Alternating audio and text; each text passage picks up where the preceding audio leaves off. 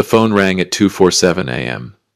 The sound pierced my eardrums, painful. The room was pitch dark. The only light came from the green LED glow of the alarm clock blinking. 2:47. The kind of hour when people only call each other because someone has just taken their last breath. I picked up the phone. On the other end was the sound of hurried breathing. It was Dr. Miller from the county medical center. His voice was trembling. "Arthur, you need to get here right now. Christian has been in a serious car accident. But this isn't a normal accident. You have to come alone. Don't tell Claire. Welcome back to Dad's real-life revenge. Grab a glass of water, a few snacks, get comfortable, and remember this: the people in these stories had every opportunity to do the right thing, they simply chose not to." Leave a comment with the number 1 so we can continue the story, and hit subscribe. You're going to enjoy this one. My name is Arthur. I'm 69 years old. For the past 8 years I've had to play the role of a stubborn old father, a senile old man in everyone's eyes. All because of one person. Christian, my perfect son-in-law. I had been suspicious of him for 8 years, but I never imagined the truth would be this disgusting. I remember clearly the day he entered our family. He was frighteningly smooth. He wore polished suede shoes, and a smile was always on his face. Christian knew my wife liked carnations. He bought them every week. He knew my daughter Claire liked toast with the edges burned. He made it for her every morning. He even spent an entire week building a wooden swing in the yard for my 2 grandchildren. Before my wife passed away, she held my hand and told me that Claire was lucky to have Christian, but I didn't think so. I could smell the phoniness behind his excessive compliments.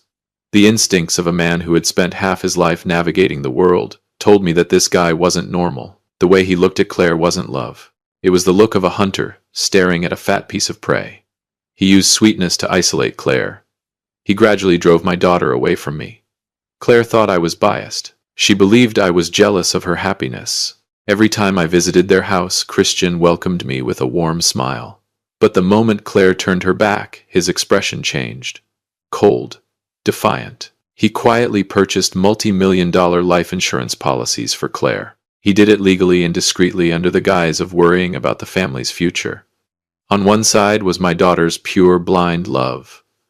On the other was the cold, ruthless calculation of a venomous snake. After I finished speaking with Dr. Miller, I felt that something terrible was happening. I hurriedly grabbed my truck keys. Outside, the rain was starting to pour. The 3-mile drive from my house to the hospital had never felt so long. The windshield wipers on the pickup truck clattered through the night rain. The 3-mile drive passed in a frightening silence. I gripped the steering wheel tightly.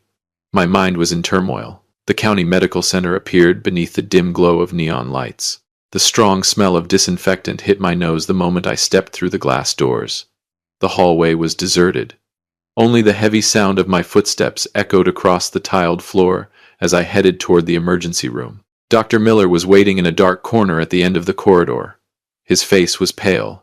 He wasn't wearing a white lab coat, but a dark blue surgical uniform soaked with sweat. When he saw me, Miller motioned with his hand. He didn't say a word. He led me into a small office beside the recovery room. Miller carefully locked the door. He pulled the curtains shut. This level of caution made my heart pound. I looked through the small window into the room across the hall. Christian was lying in a hospital bed. His face was covered with scratches. He breathed weakly through an oxygen mask. Wires and machines surrounded him, beeping steadily.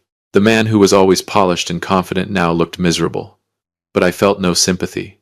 I felt overwhelming unease. Miller turned and looked me straight in the eyes. He lowered his voice to the barest whisper. "Christian wasn't injured from the crash itself, Arthur. His vehicle went into the drainage ditch because he lost consciousness beforehand. I ran blood tests on him before taking him into surgery." Miller paused for a moment. He handed me a test report. There was a large amount of thallium poison in his bloodstream. This type of poison accumulates slowly. It destroys the nervous system. Someone has been putting it in his food for weeks. A sudden chill ran down my spine. Who would want to harm my son-in-law? Did he have enemies? Dr. Miller leaned close to my ear. His words cut through the last of my composure like a knife. "Christian isn't the only victim, Arthur. He was poisoned by his own accomplices to eliminate loose ends after a failed operation. Before he passed out, he muttered something. You need to go home immediately. Your daughter and your grandchildren are in danger. I stood frozen. My head was spinning. Who were Christian's accomplices? Why were Claire and the children in danger when Christian was lying here? Miller said nothing more. He pressed a thick brown manila envelope sealed with black tape into my hand. He told me to read it in my truck and act immediately before it was too late. I burst out of the hospital into the pouring rain. The truck door slammed shut behind me. Rain hammered against the roof like war drums. Inside the cramped cab, I gasped for breath. My trembling hands tore through the black tape sealing the manila envelope. The smell of old paper mixed with the scent of damp leather. I switched on the truck's dim overhead light. The documents inside came into view. My stomach twisted. The first ID photograph was Christian's face, but the bold name printed beneath it was not Christian. It was Raymond Vance. He was a professional con artist, a devil disguised as a man who was quietly being investigated by the FBI. My eyes locked onto the densely packed lines of text. This was not his first marriage. Before Claire, he had already had 2 wives. Both of those unfortunate women had died in unexpected accidents only a few years after marrying him. One had fallen down a staircase. The other had suffered severe food poisoning. And what was the most disgusting thing they had in common? The moment they were gone, Raymond Vance consistently collected enormous life insurance payouts. His first 2 schemes had earned him nearly $4 million. My blood boiled. My rage reached its peak when I turned to the final page. It was a copy of Claire's most recent life insurance policy. The activation date for the payout clause was next week. The amount placed on my daughter's life was $6 million.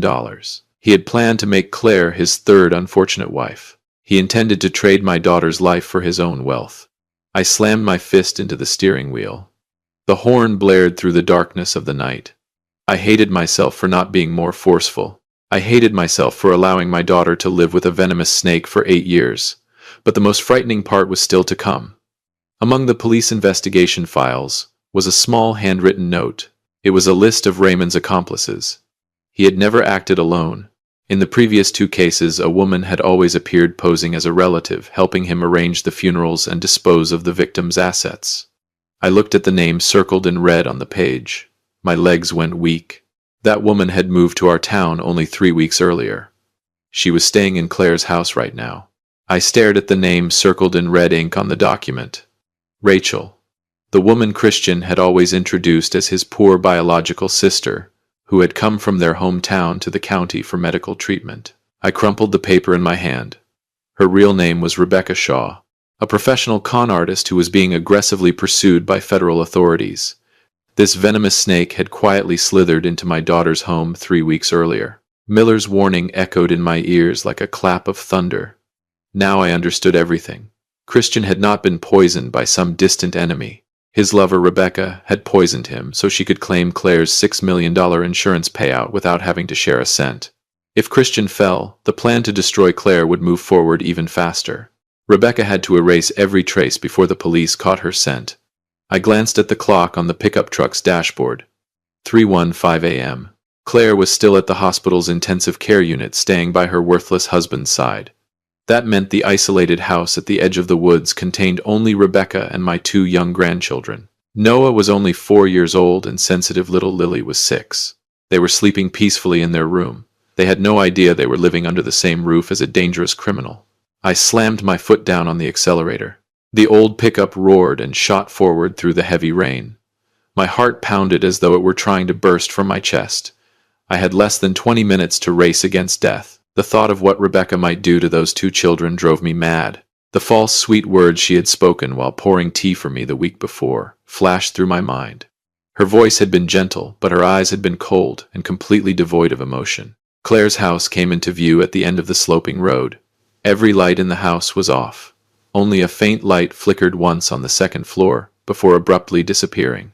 It was my grandchildren's bedroom. What was Rebecca doing there at this hour? I pulled my truck over to the side of the road a short distance from the house. I switched off the headlights. I didn't want the sound of the engine to alert whoever was inside. Rain poured down in sheets, blurring the windshield. I pulled out my phone and dialed Hank, my brother, a former Marine. Hank answered on the first ring. His voice was alert. I kept it brief. Get to Claire's house right now. Bring something to defend yourself with. The snake is inside the house with the children. I stepped out of the truck and waded through the muddy ground. An icy wind slammed into my face. I made my way toward the back door of the house. The spare key was still beneath the carnation planter. I slid it into the lock and turned it gently. The door opened without a sound. Inside, everything was dark. The scent of maple syrup from the children's dinner still lingered faintly in the air.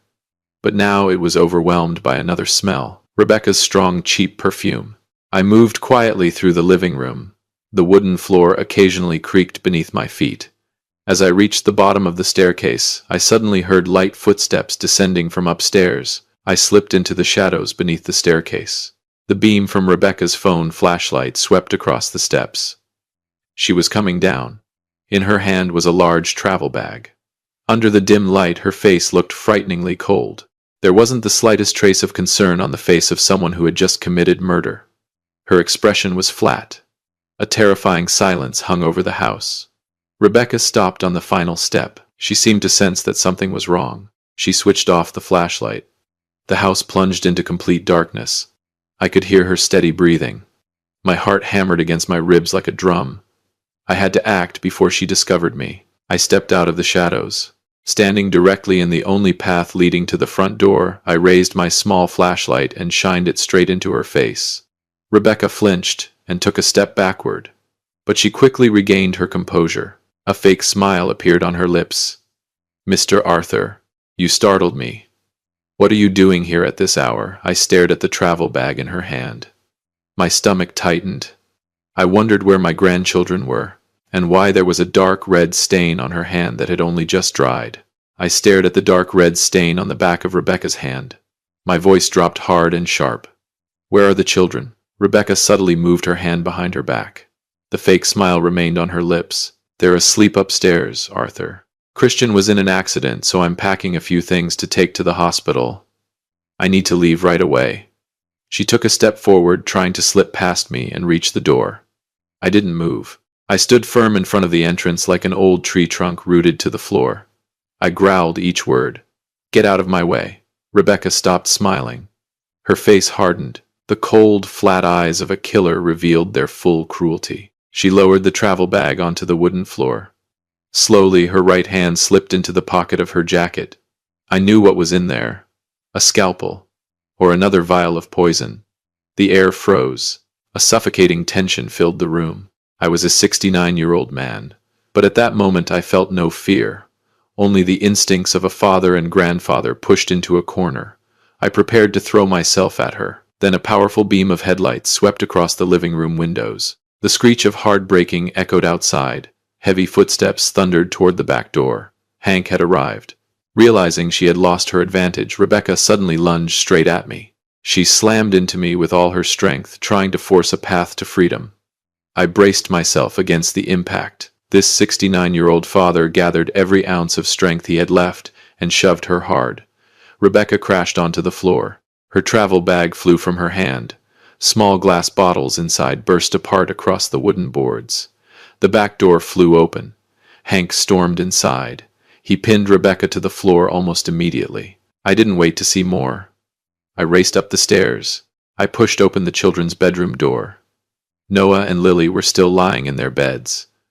I scooped both grandchildren into my arms. Then I hurried downstairs. I carried them outside, placed them on the back seat of my truck, and disappeared into the rain before Rebecca had any chance to regain control of the situation. I looked at the children through the rearview mirror. They were still asleep. The truck sped through the darkness toward the county sheriff's office. If you've stayed with this story all the way to this point, then it has probably stirred some emotions in you. Please help us with one small and quick thing: like and subscribe. Leave a comment with the number 5 so I know you've made it this far, and predict how you think the story will end to see if you're right. Many people watch without doing that, but it costs you nothing and means a great deal to us. I knew I had saved the children, but I never expected that the next phone call from Claire would push me into another bitterness far deeper than anything I had faced so far. My truck came to a stop in front of the county sheriff's office, just as dawn was breaking. The rain had finally eased. Only tiny droplets remained clinging to the windshield. Hank escorted Rebecca inside. Her head hung low. The cold steel handcuffs locked around her wrists. Every piece of evidence from the travel bag had been confiscated. The small glass containers filled with thallium poison and the forged documents were impossible to explain away. At the same time, 2 patrol cars were dispatched to the county medical center. Christian had regained consciousness after surgery, but the people waiting for him were not his wife and family. 2 armed police officers stood guard beside his hospital bed. An emergency arrest warrant was carried out immediately. The mask of the perfect son-in-law finally shattered. He lay motionless, staring helplessly at the hospital ceiling. A sense of satisfaction rose within me. Justice had begun to move. The guilty would finally pay for their crimes. But that feeling did not last long. I was sitting on a wooden bench in the hallway of the sheriff's office. My 2 grandchildren had been taken to a temporary restroom. Suddenly the phone in my jacket pocket began vibrating. It was Claire. I answered immediately. There was no crying on the other end. Only a voice so cold it was frightening. Claire shouted into the phone, "Are you satisfied now, Dad? You've hated Christian for 8 years. Now he's lying there close to death, and you're still accusing him of things. You even kidnapped my children. I never want to see your face again." The long tone of the disconnected call extinguished every bit of hope I had left. Christian's lies had poisoned her mind too deeply. Claire refused to believe a single word from the police. She believed I had orchestrated this entire situation to destroy her happiness. Bitterness lodged in my throat. I stared out the window. The morning was bright, but inside everything felt dark. What could I possibly do to wake my daughter up when she was the one signing her own death warrant? The next 9 days passed in a terrifying silence. They were the longest and most painful days of my 69 years. Claire cut off all contact. She refused to answer my calls. She locked the doors of the isolated house and would not allow me inside. She took the children and left them with a friend. In her eyes, I was nothing more than a jealous old man driven insane by resentment and determined to destroy her family. The bitterness consumed me every night. I sat alone in my empty house. The ticking of the furnace sounded like the countdown of a slow-burning bomb. Sometimes I would stare out at the empty yard. The wooden swing Christian had built with his own hands still stood there. His deception had been so complete that it turned me into the villain in my daughter's eyes. The innocent man was suspected. The killer was pitied. The county police repeatedly asked Claire to come in for interviews and review the evidence. Each time she refused to accept the truth. She insisted that the documents identifying Christian as Raymond Vance were fabricated. She believed Christian had been framed. Watching my daughter sink deeper into denial, I could do nothing but clutch my chest in helplessness. This pain was worse than any physical wound. I did not blame Claire. I only felt sorry for her. She had spent 8 years of her youth loving a ghost. She had given children to a man who was willing to schedule her death in exchange for insurance money. That truth was too cruel for any wife to accept overnight. I was willing to endure her hatred. As long as Claire and the children remained safe under the protection of the law, I could bear it. On the evening of the 10th day, just as darkness was settling in, I sat at the dining table, staring blankly into space. A familiar car pulled into the driveway. Then came the sound of unsteady footsteps approaching the front door. The wooden door opened. Claire stood there. Her hair was disheveled. Her eyes were swollen from days of endless crying. In her hands was a thick stack of documents that the police had recently released after completing the preliminary investigation. She looked at me. A tear rolled down her gaunt cheek. This time she didn't scream. She pressed her lips together, walked toward me, and spoke a single sentence that left me completely stunned. Claire looked directly into my eyes. Her voice trembled. "I've read everything." Those words were like a key unlocking the crushing weight that had been pressing against my chest for the past 9 days. Claire threw her arms around me. She sobbed like a child. Tears of awakening and overwhelming regret poured out of her. I gently patted my daughter's thin back. The greatest relief for a father is not hearing an apology. It is knowing that his child has finally seen the light. 3 months later, the official trial took place in federal court. The courtroom was packed. Christian's mask was completely stripped away under the light of justice. He entered the defendant's stand wearing an orange prison uniform. Gone was the polished appearance of the perfect son-in-law. All that remained was the cowardice of a criminal, cornered by his own crimes. Rebecca Shaw stood beside him, her face cold and utterly without remorse. Justice was carried out thoroughly and with complete satisfaction. Christian was sentenced to 2 life terms without parole for murder and insurance fraud. Rebecca received a 35-year prison sentence for poisoning her accomplice and attempted murder. The moment the judge's gavel struck to end the proceedings, the entire courtroom seemed to erupt. The sweetest form of revenge is not violence. It is bringing crime into the light of the law. From the back row, a middle-aged American family approached me. They were relatives of the first wife Christian had murdered years earlier. The gray-haired man gripped my hand tightly. A tear rolled down his cheek. He thanked me for having the courage to see the fight through to the end, allowing his family's pain to finally begin healing. It was a handshake of understanding between fathers who had both known loss. I led Claire and my 2 grandchildren out of the courthouse. The midday sun shone brightly across the stone steps. It seemed as though everything had finally come to a proper end. But as we climbed into my truck, I noticed something strange. A stampless envelope was resting neatly on the driver's seat. It had appeared there without anyone noticing. I picked up the stampless envelope. Inside was only a single printed sentence. The case has been closed, but the lesson will remain. It was a message from the insurance law firm expressing gratitude for my family's vigilance. I smiled with relief and tossed the note aside. The truck engine started, and I headed home. 2 years passed in the blink of an eye. The isolated house at the edge of the forest was now filled with laughter. The old nightmare had completely faded into the past. Claire had found the strength to overcome the greatest emotional trauma of her life and return to medicine. She was now a dedicated physician at the county hospital. Noah and Lily had grown so much.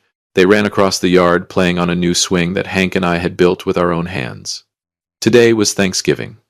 The house felt unusually warm. The aroma of roasted turkey blended with the sweet scent of maple syrup from the desserts. The porch light illuminated the small yard outside. I sat at the dining table, watching my daughter happily ladle soup for her children. A deep sense of peace settled over me. After weathering the storms of life, a 69-year-old man like me has only 3 lessons to share. The first is kindness. Always protect the people you love without conditions. The second is awareness. Do not allow sweet words to blind you to harsh truths. The last is perseverance. Trust your instincts and have the courage to see the fight through when justice needs defending. Do not be afraid of looking foolish. Be afraid of staying silent when you know you are right. Thank you for joining Dad's Real Life Revenge. Don't forget to share your own story in the comments and subscribe so you won't miss the next hard-earned lesson. I'll see you in the next video. Dinner's ready. Claire looked at me with a warm smile. Dad, come eat before it gets cold. I stood and walked toward the table, filled with laughter. The porch light still shone brightly, just like the courage of a father that had never gone out.